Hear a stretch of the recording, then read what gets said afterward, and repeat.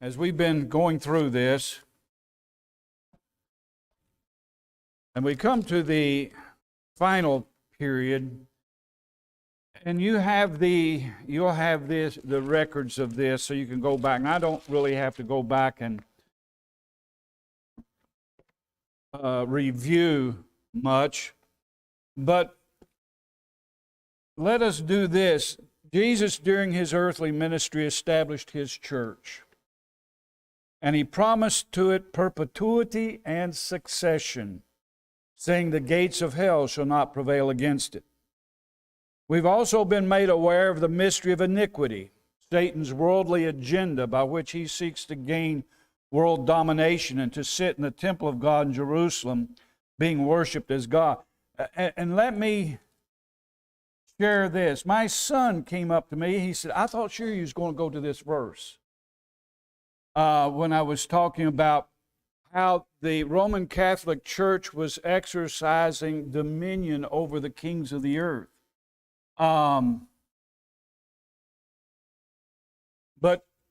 in the letter to the church at Thyatira, he said, but unto you, I say, and unto the rest in Thyatira, as many as have not this doctrine, which have not known the depths of Satan as they speak, I will put upon you none other burden, but that which you have already, hold fast till I come.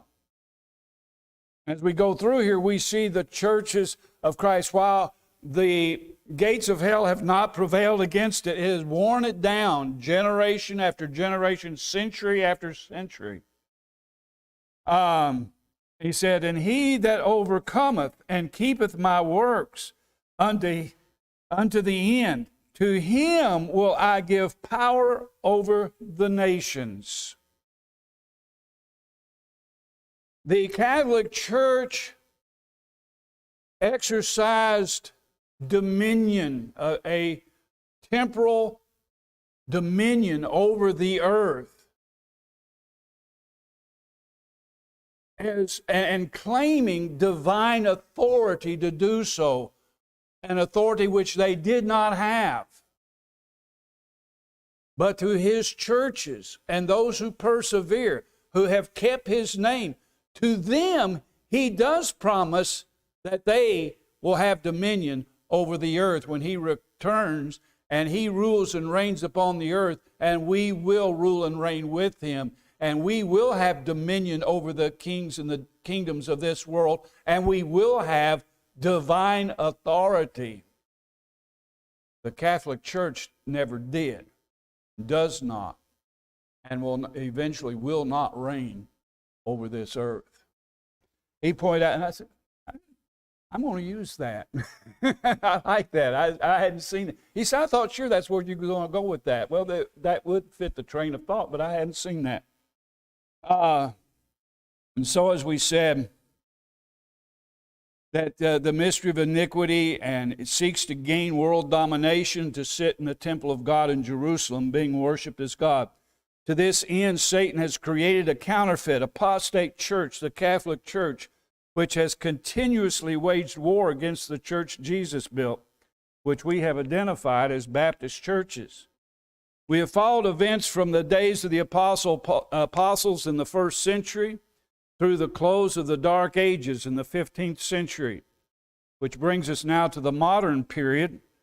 Now, some of this may not seem modern to you, but in the overall history, it's relatively recent. This modern period, this last 500 years plus, which most are familiar with being most recent. But notice in Revelation chapter 1, verse 1, there's a statement.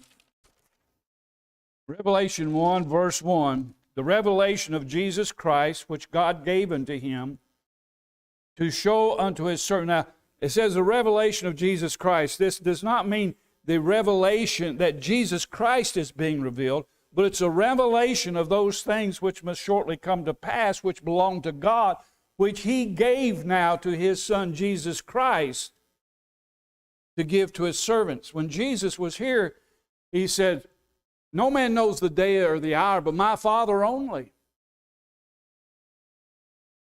But here God has given this revelation to Jesus Christ to give to his saints. Those things which must shortly come to pass. And it's the phrase shortly come to pass. We read that. What do you think of when you hear that word? Shortly come to pass. That is going to real soon. That's not what the word, the picture is describing here. He's describing events, and the word shortly here best is described like a snowball. It starts out small and slow, rolling down the hill. But as it continues to roll, it picks up more snow. It gains more mass. It gets bigger. And as such, it begins to roll faster and faster and get bigger and bigger. That's what this is talking about. And so we've seen these events that he's laying out here, and how as we go, there's more and more things happening. And when we get to this last period, you know, a lot of this stuff is kind of spread out here, but when we get down here, look how many things are listed here. Things are happening faster and faster. More and more is taking place until the end. That's what the word shortly means here. So, as we come to this last period, the last three churches, Sardis, Philadelphia, Laodicea, this is the Reformation that has begun to take place. Sardis means those escaped. And we've talked about the Dark Ages and the rise of the papacy and the persecution, both in the West and in the East. In the West under the Roman Catholic Church, in the East under the Greek Orthodox. The persecutions have taken place. Those who have escaped, that survived. He said, I know thy works, that thou hast a name that thou livest and art dead. While the reformers are considered victors, heroes of the faith. They have a name, a reputation, that they live. But Jesus says you're dead.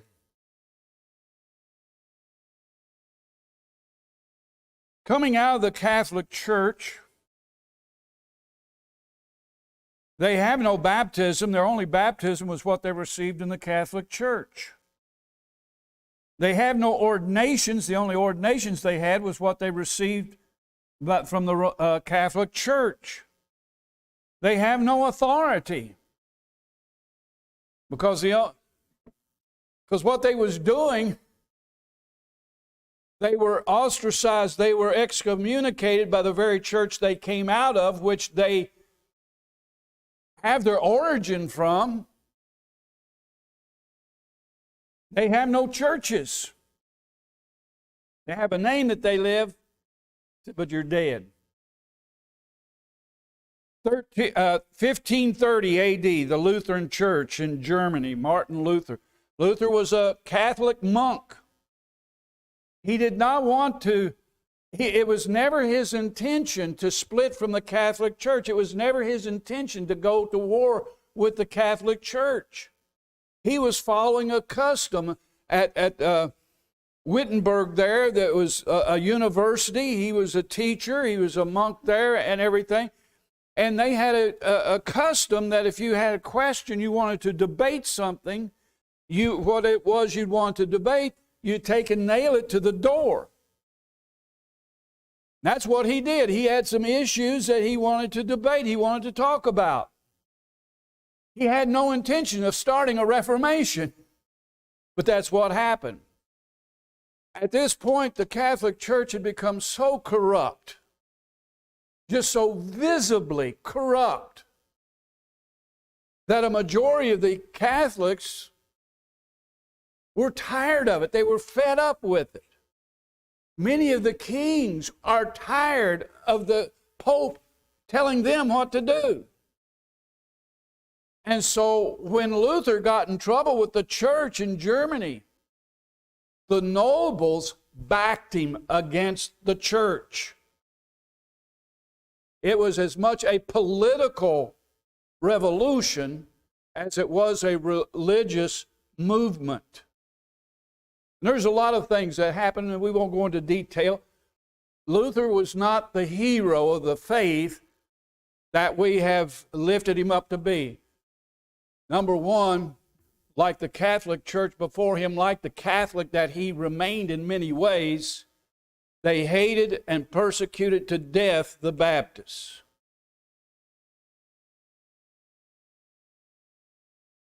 In 1531, the following year, Henry VIII of England separated the church in England from the papacy.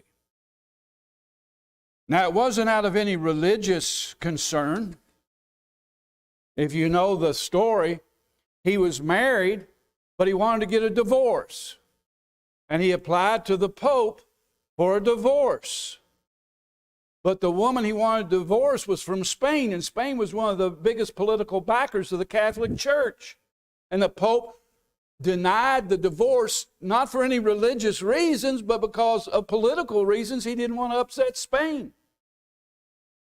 And that's why Henry separated the church in England and said, okay, I'm the king of England. The church in England is now, I'm the head of it. And he appointed whom he wanted as the Archbishop of Canterbury, and that became the head of the church in England. And it was as Catholic as it had been before Henry made that decision. So what we have here, really, in these that begin to break off here from the Catholic Church, are just branches of the Catholic Church. See, we think of them as being different, somehow separate. They're just branches of the Catholic Church. And they retain many of the doctrines and practices of the Catholic Church. And you go back to the original heresies we talked about back here. Baptismal regeneration, infant baptism, church-state relationship. Each of these, because they needed the power of the state to protect them. And so each one established. In Germany, the state church now was the Lutheran Church. It was supported by the state. In England, it was the state church. It's supported by the king. Now you have Calvin, who started a work in Switzerland, and that became the Presbyterian form of this revision. And these are the three main branches of the Protestant movement. That was in 1541, so 10 years later. 1530, the Lutheran Church. 1531, the Anglican or Episcopal Church. 1541, the Presbyterian Church in Switzerland, but they spread out, and that became the church in Scotland, and so on. And so we see all these split from the Catholic Church during the 16th century, and all of them persecuted the Baptists in addition to the Catholic Church. The Catholic Church didn't stop persecuting the Baptists, but now you had the Lutherans, now you had the Presbyterians, and now you had the Anglicans in their nations where they held sway, persecuted the Baptists. And from what I understand, the Lutherans, their favorite form, you Baptists like immersion? They'd line them up, chain them together, and push them in the river. Let them drown. That was their favorite form of execution of Baptists. Think about that. Now, are those heroes of the faith? Are those representatives of the church that Jesus built? This is their history. This is what they did. This is how they started.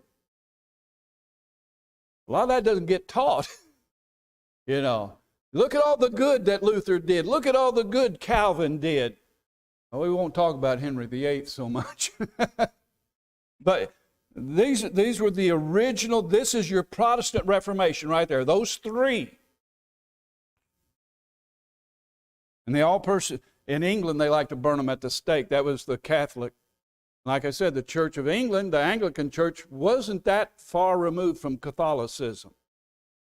It just, instead of the Pope now, they had the King of England as the head of the church. Revelation 3:2, he said, be watchful and strengthen the things which remain that are ready to die, for I've not found thy works perfect before God. And so we see these new Protestant churches claim to be churches of Christ, but in reality they're no more than the daughters of Jezebel. Remember, therefore, and as he's addressing them, he says, remember, therefore, how thou hast received and heard. What's he talking about? What had they received and heard? If they've heard any truth, it was from those Baptists that had been persevering, that had been witnessing, that had been evangelizing, that had been sending out missionaries. And this was an interesting thing that people have remarked upon. You know, about the time the Protestant Reformation started, and you know how Lutheranism started in Germany with Martin Luther, and we know how the Anglican Church got started under Henry. We see the Presbyterian Church, the Reformed Church under Calvin. But all of a sudden, inexplicably, all over Europe, everywhere, Baptist churches are popping up everywhere. Fully organized, educated, taught, having associations, fellowships, while these others are just getting started and struggling. All of a sudden, everywhere, they're popping up everywhere. Where did they come from? This line right here, they've been preaching the gospel, sowing the seeds all through this time. And that's where they're popping up. And so people like to, and I believe in the Middle Ages, they refer to them as Anabaptists as a hyphenated word. Anna-Baptist. Now, at the time of the Reformation, they began to call them Anabaptists as one word. And the Baptists of this time, actually, there's a confession of faith of some congregations in London. And they give a statement of their faith. And in the opening statement, they say, you know, so many churches, congregations in London, falsely called Anabaptists. We resisted the name Anabaptist. And little by little, the Anna begins to be dropped. We're simply called Baptist, which we contend for all along. We never did rebaptize anybody. They never had a true baptism to begin with. So the baptism we gave was the first true baptism.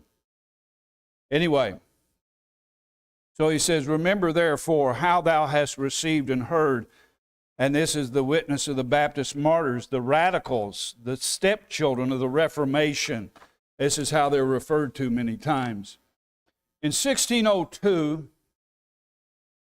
there is a group that separates from the Church of England in London. They were known as separatists at this point. And there's quite a few of them.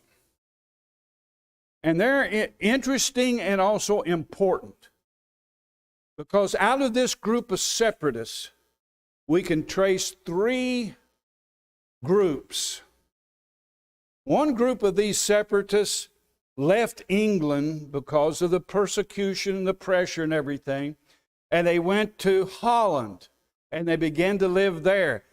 But they was concerned because their children were being assimilated into the Dutch culture, and they really didn't want that. And so they purposed to come to the New World. And so there was a party of them that eventually were able to come. They got passage on a ship called the Mayflower, and they came over to America. They was blown off course, but they settled in a place called Plymouth Rock, and those were the Pilgrims. Now, a later part of this same group that stayed in England became known as Congregationalists, or the Puritans. We hear a lot about the Puritan writers.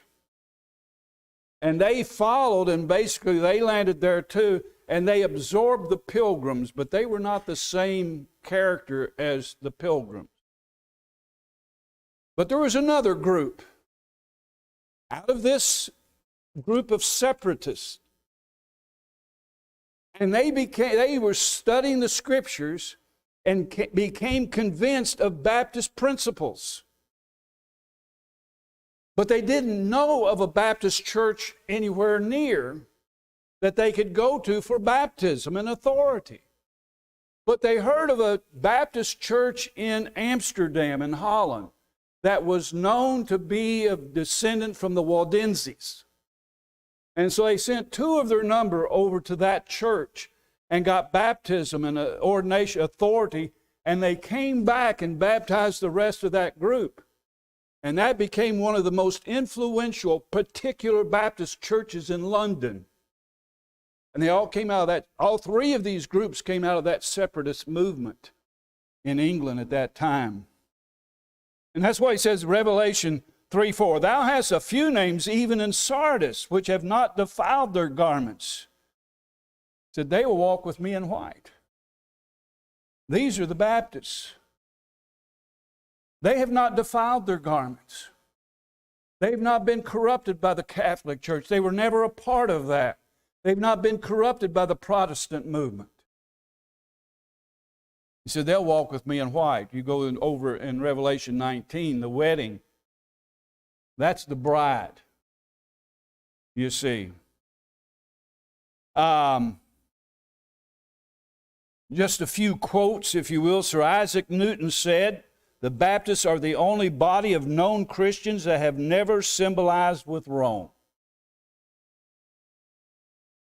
You know, people get upset with this teaching because they think, well, you're either Catholic or you're Protestant. Now, there's a third alternative.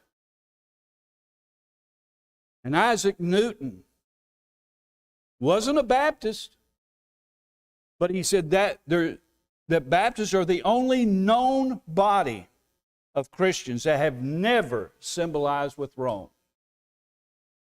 2 eminent historians of the Dutch Reformed Church said, the Baptists may be considered as the only Christian community that has stood since the days of the apostles, and as a Christian society has preserved pure the doctrines of the gospel through all ages.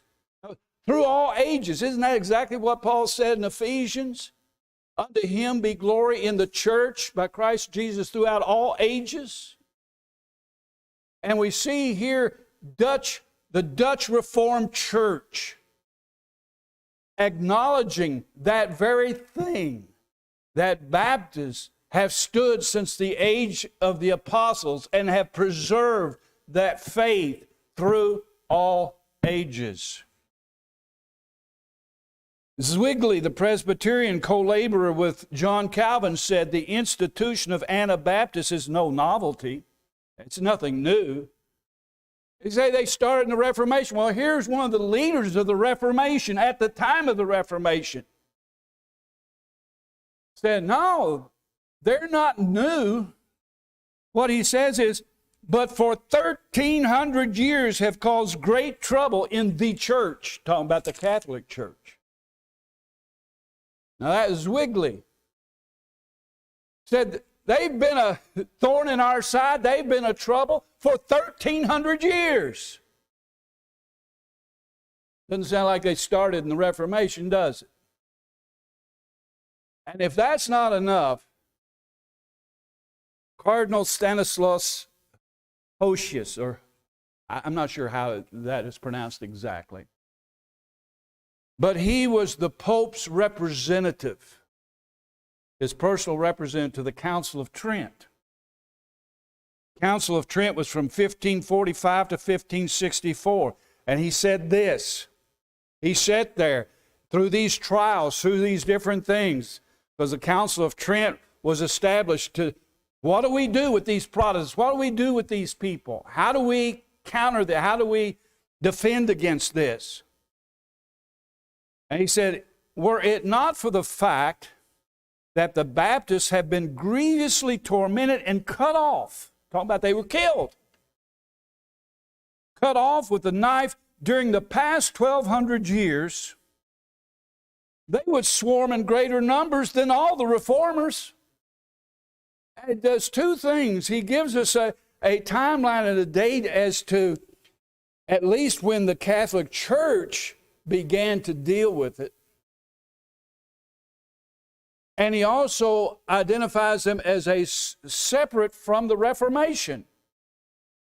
Now, if you think about this, 1545, what year do you get when you subtract 1,200 years?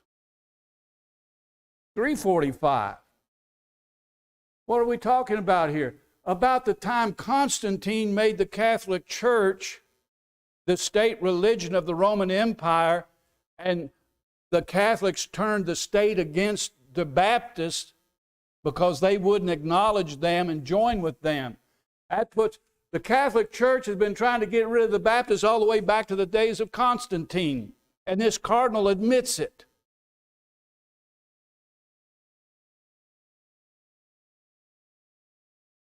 So, in this period of time, Council of Trent, 1545 to 1563.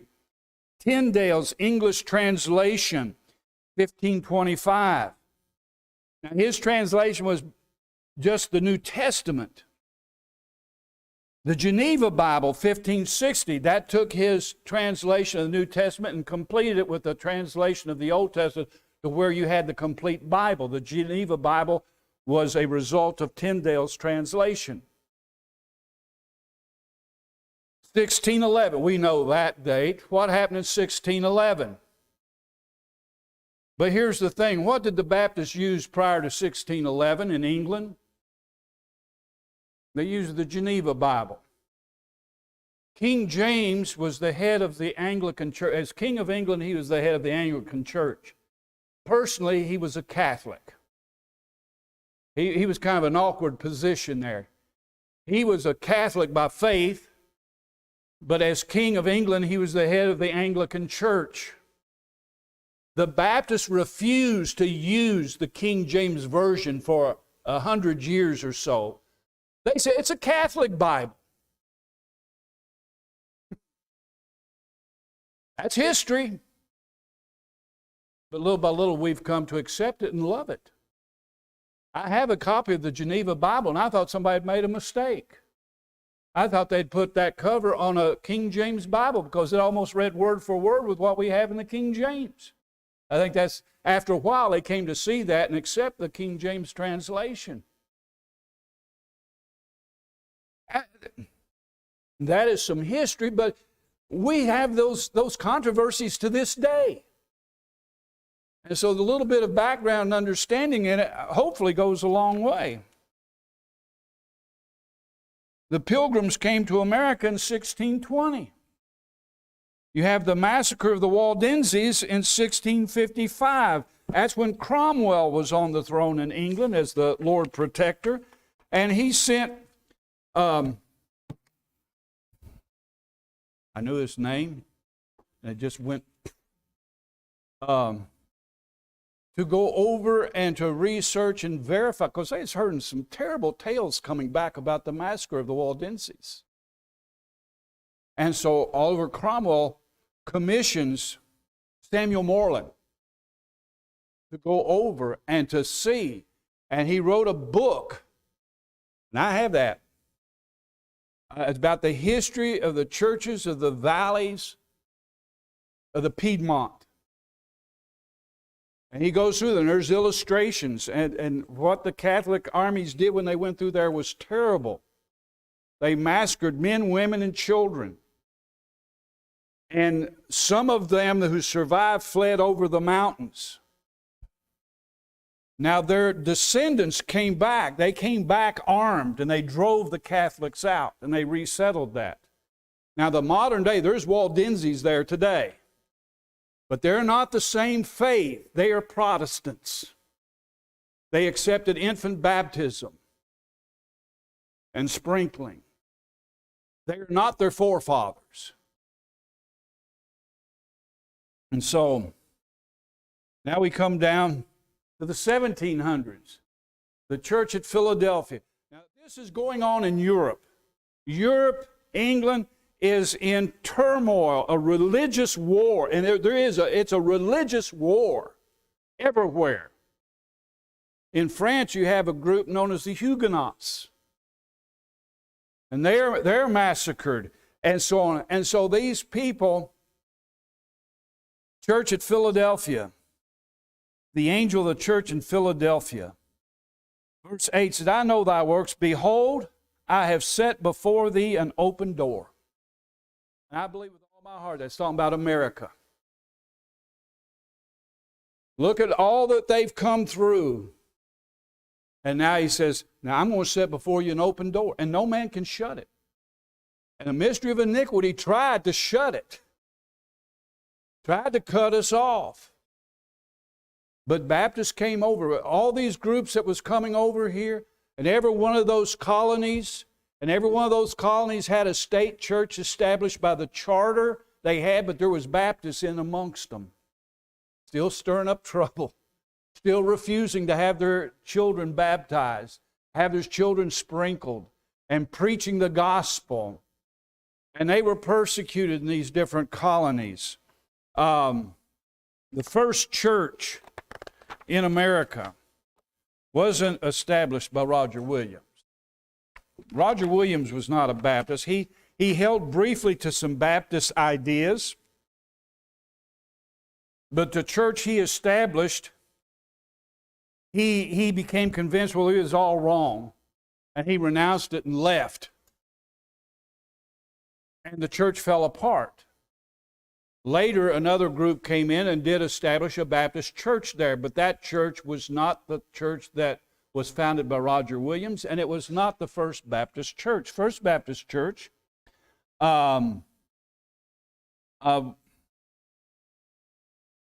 Newport, Rhode Island, Dr. John Clark, 1644.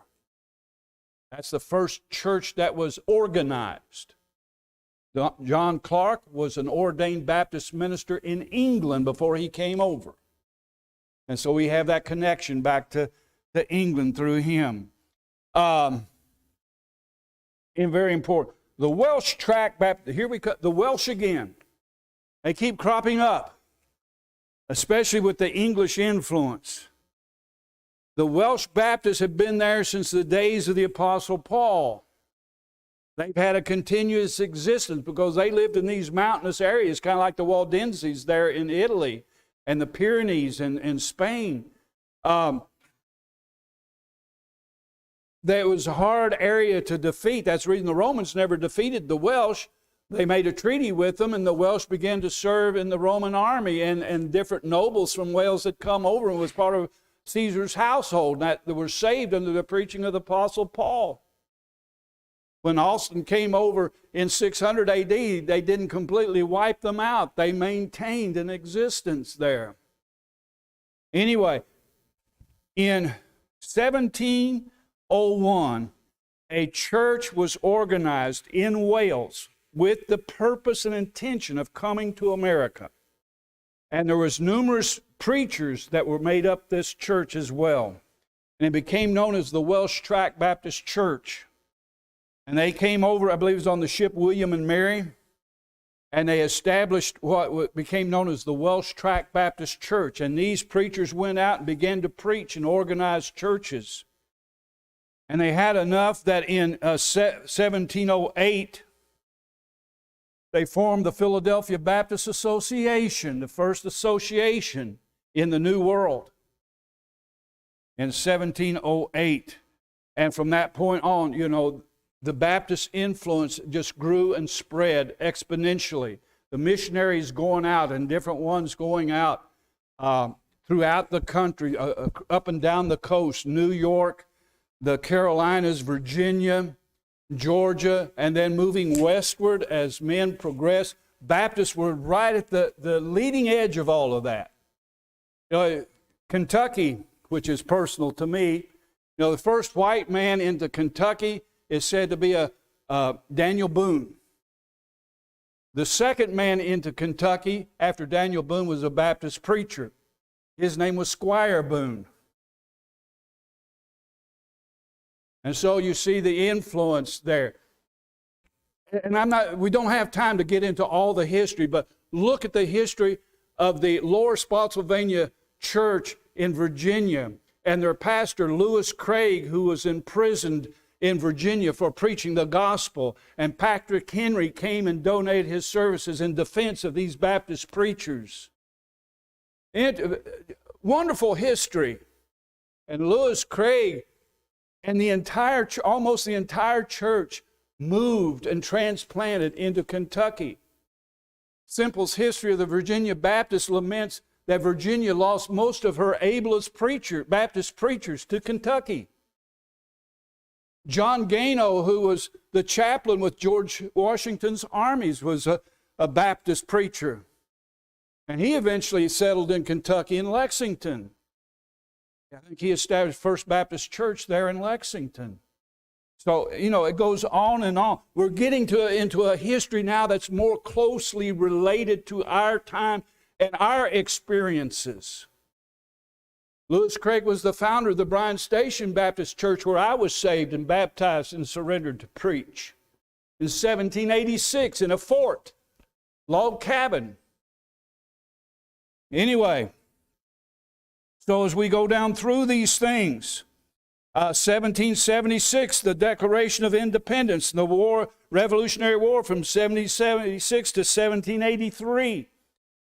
Matter of fact, when Craig made that trip from Virginia into Kentucky, it was in 1781. In the fall and winter of 1781, matter of fact, they settled in Gilbert's Creek in December of 1781, 2 years before the end of the Revolutionary War.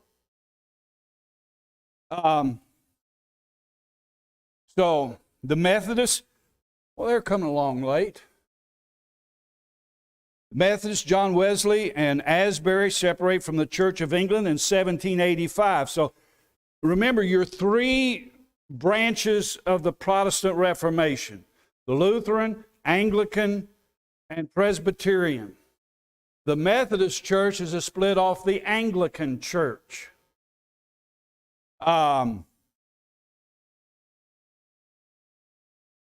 We see modern foreign missions begin. William Carey from England to India in 1793. We see Adoniram Judson, who started out the idea of foreign missions, and William Carey, who is a Baptist from England. This really began to spark the interest in world missions, foreign missions, and they began to send missionaries back to these other countries.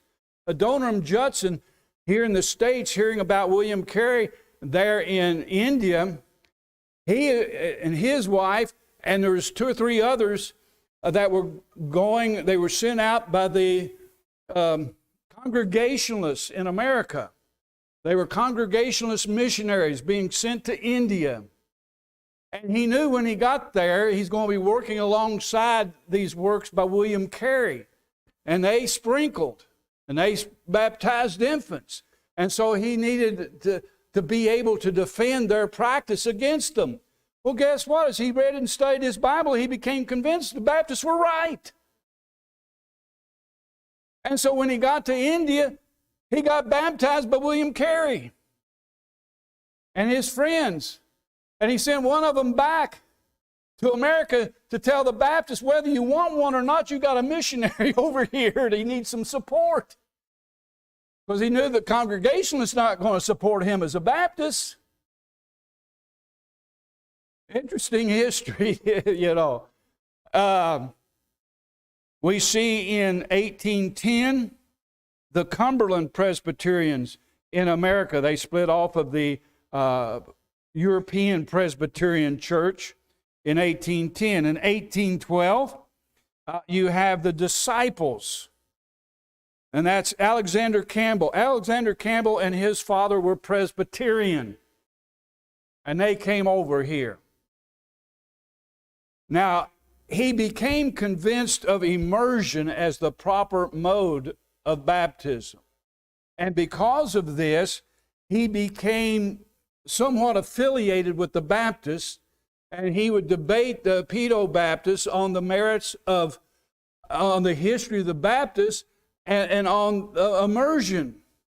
And for that reason, he had access to Baptist churches, but he believed in baptismal regeneration. And he began to preach that, baptism for salvation. And he tore up a lot of Baptist churches. And they got their start by pulling members away from Baptist churches. And so you have that movement there, the disciples, 1812. Now we come down to Laodicea, the last one. This one is our day and age, starting about the 1900s. And he writes, unto the angel of the church in Laodicea write. And so this picks up at the turn of the 20th century, the 1900s to the present day. He said, I know thy works. He said, you're lukewarm. He says, you think you're rich and increased with goods, but you're poor spiritually. And so we see what has happened as America prospered, and Christianity as a whole, those who profess to be Christian, all of these different denominations, they prospered here. Baptists had a struggle. They was always looked down on. But we multiplied, we grew fantastically here because this was the open door God gave to us as Baptists. The others tried to shut it. But as we began to prosper and become more acceptable, mainstream, we lost our zeal. That's why he says, repent and be zealous. We've lost our zeal. And so the things that we see since the turn of the century, and again, the mystery of iniquity at work, corrupting government, education, all these various fields of our culture, corrupting it. And with that, he's corrupted Christianity. And we have so intermingled with and been accepted by and sought to be accepted by the rest of, Protestantism. We've been weakened and corrupted too and become more susceptible to these things, or at least the pressure. Again, the intimidation, don't speak out, or bad things are going to happen to you. That's been Satan's method all through. And we see it today. And so we have going back even into the 1800s, Charles Darwin and the theory of evolution. And it was a theory, it's still a theory, and can never be anything more than a theory because it's not truly based on science or truth. Anyway, and from evolution has sprung, most people don't understand it, but you know what that seed of evolution produced? Karl Marx, Das Kapital,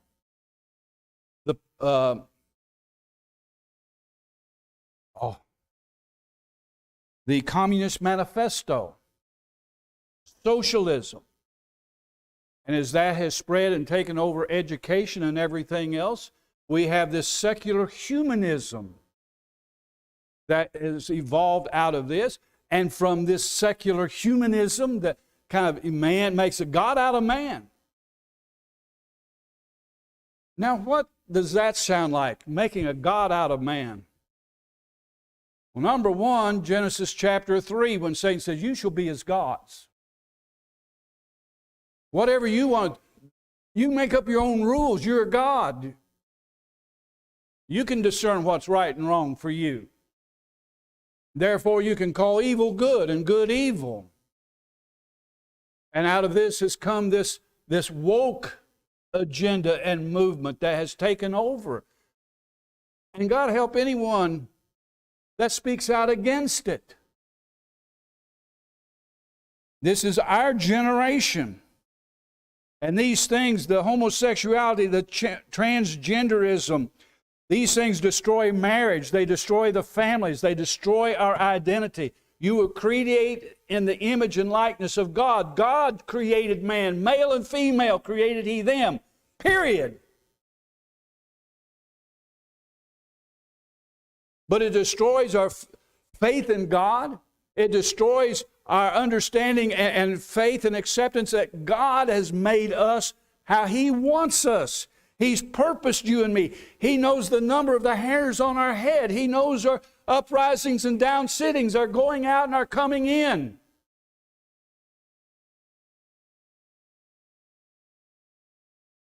Finally, he says there's wars and rumors of wars, famines, pestilence, earthquakes. These things are the beginning of sorrows. The end is not yet. But you see how the snowball has gotten bigger and how quickly these events are coming. 50 years ago, we could not have imagined what this country has become, what the world has become. But look what has happened in such a short time. I mean, 20 years ago, we could not have imagined this wokeness. Can't tell what a woman is. And how ridiculous. On the one hand, they promote women's right, the woman's right to choose. But then they turn around and can't define what is a woman. So how do you know what she can choose if you don't even know what she is?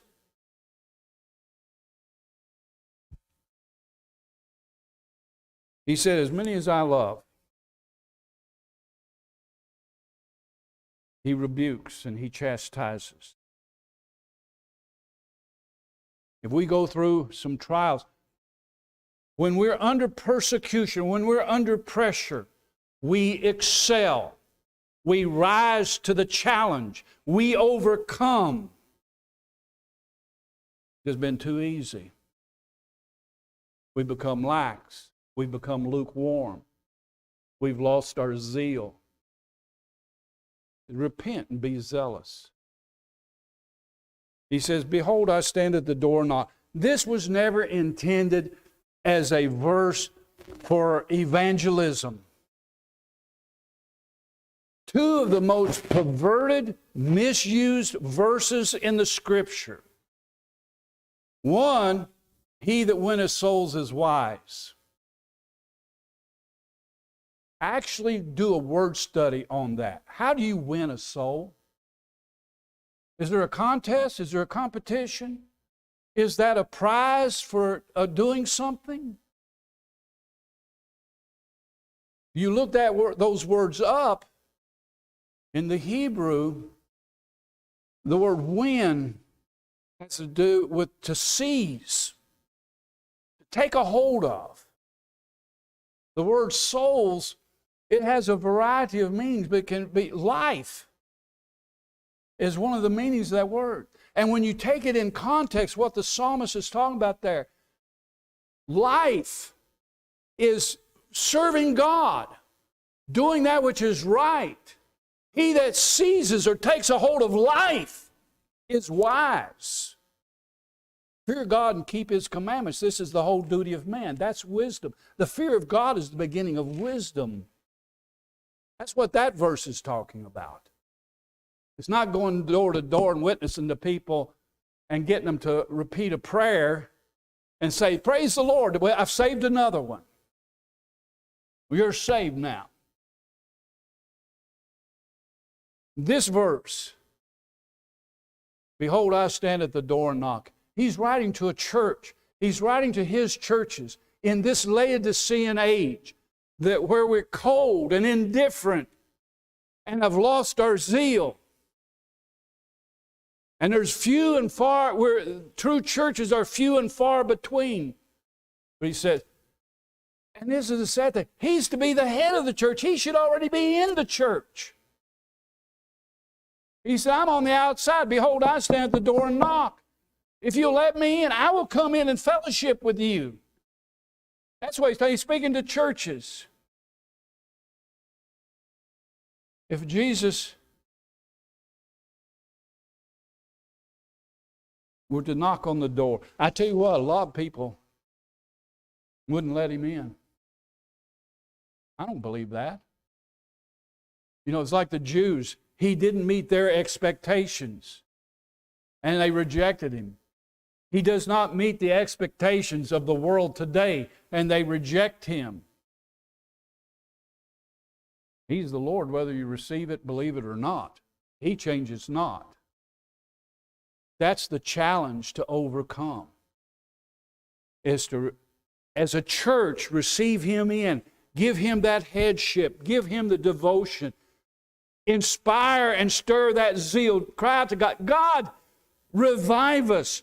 Pour out your Spirit upon it. Revive our zeal and help us that we can stand and continue to earnestly contend for that faith that you delivered to our forefathers, which our forefathers have defended and handed down from generation to generation, have suffered and bled and died and given their lives to preserve it so that we have that blessing of hearing the gospel of Jesus Christ and being saved. God help us. Thank you. We'll close with that.